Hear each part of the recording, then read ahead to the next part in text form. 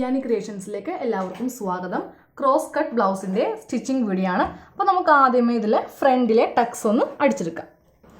അപ്പോൾ ഞാൻ ഈ ഭാഗത്തെ ടക്സ് ആണ് സ്റ്റിച്ച് ചെയ്യാൻ പോകുന്നത്. അപ്പോൾ ഈ ഒരു പോയിൻ്റാണ് ഫസ്റ്റ് ടക്ക്. അത് ഇതുപോലെ ഒന്ന് തുണി ഇതുപോലെ എടുക്കുക.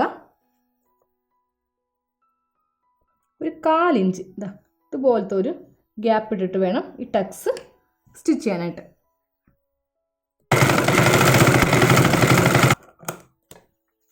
അപ്പോൾ നമ്മൾ ഫസ്റ്റ് ടക്ക് ഇതുപോലെ ഇട്ട് കഴിഞ്ഞു. ഇനി നമുക്ക് ഈ ടക്ക് ഇടാം. അതും ഇതുപോലെ ആ ഒരു ലെവലിൽ എടുക്കുക. അതിനുശേഷം അതും ഒരു 1/4 ഇഞ്ചിൽ ഇതുപോലെ ഒന്ന് വരച്ചു കൊടുത്തിട്ട് സ്റ്റിച്ച് ചെയ്യാം.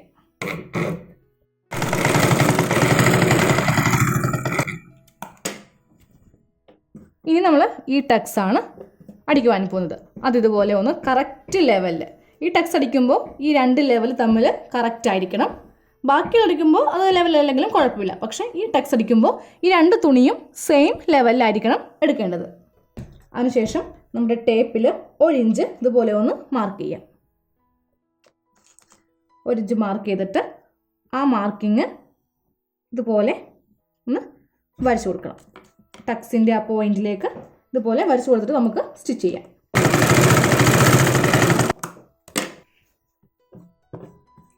നമ്മളിപ്പോൾ 3 ടക്സ് ഇട്ടെടുത്തു.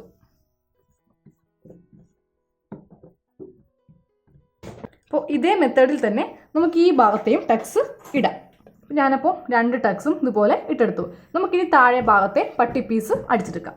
അപ്പോൾ പട്ടി പീസ് ഞാനിപ്പോൾ ആദ്യമേ കറക്റ്റ് ലെവലിൽ നമ്മൾ കട്ട് ചെയ്തെടുത്തായിരുന്നില്ലേ, അതാണ് ഇപ്പോൾ ഇവിടെ വെച്ചിരിക്കുന്നത്. അപ്പോൾ നിങ്ങൾക്ക് തുണി തികയാതെ വരുന്ന സാഹചര്യത്തിൽ നിങ്ങൾ ലൈനിങ് കട്ട് ചെയ്തെടുക്കുകയാണെങ്കിൽ ആ ലൈനിങ് ഇതുപോലെ കട്ട് ചെയ്തെടുക്കുക. ലൈനിങ് പീസിൽ നിന്നോ അല്ലെങ്കിൽ വേറെ ഏതെങ്കിലും സെയിം കളർ തുണിയിൽ നിന്നോ ഇതുപോലെ ഒരു 4 എണ്ണം കൂടി കട്ട് ചെയ്തെടുക്കുക. അതിനുശേഷം ഇപ്പോൾ നമ്മളിത് വെക്കേണ്ടത് ആദ്യമേ നിങ്ങൾ കട്ട് ചെയ്തെടുത്ത ആ ലൈനിങ് തുണി ഇതുപോലെ ഒരെണ്ണം വെക്കുക.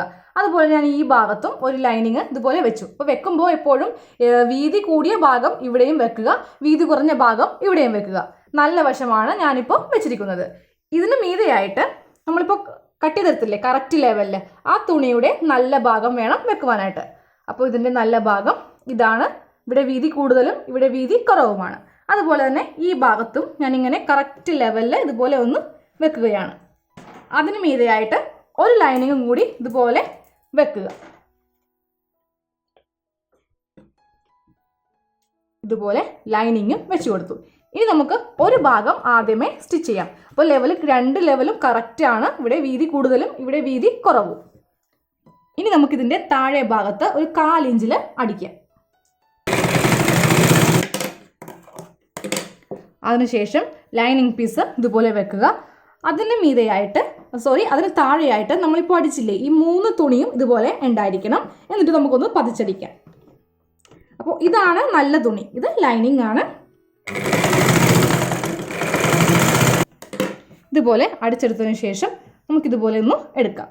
അപ്പോൾ നല്ല തുണിയുടെ താഴെ സ്റ്റിച്ചിങ് വരുവാൻ പാടില്ല. ഇതുപോലെയാണ് ഇത് തയ്ച്ചെടുക്കേണ്ടത്. ഇനി നമുക്കിതിൻ്റെ ഈ 3 സൈഡും ഒന്ന് സ്റ്റിച്ച് ചെയ്യാം.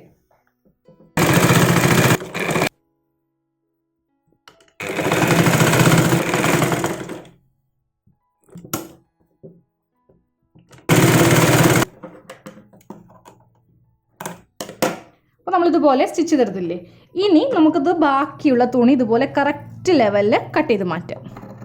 നമ്മുടെ ആ കറക്റ്റ് പട്ടി പീസിൻ്റെ അതേ ഷേപ്പിൽ കട്ട് ചെയ്ത് മാറ്റാം. ഞാനിപ്പോൾ ഈ 3 സൈഡ് അടിക്കുകയും ചെയ്തു, അതുപോലെ കട്ട് ചെയ്ത് മാറ്റുകയും ചെയ്തു. ഇതേപോലെ ഞാനിപ്പോൾ കാണിച്ച അതേ മെത്തേഡിൽ നമുക്ക് ഈ ഭാഗത്തെയും പട്ടി പീസ് ഒന്ന് സ്റ്റിച്ച് ചെയ്തെടുക്കാം. ഞാനിപ്പോൾ ഇതുപോലെ 2 പീസ് അടിച്ചെടുത്തു.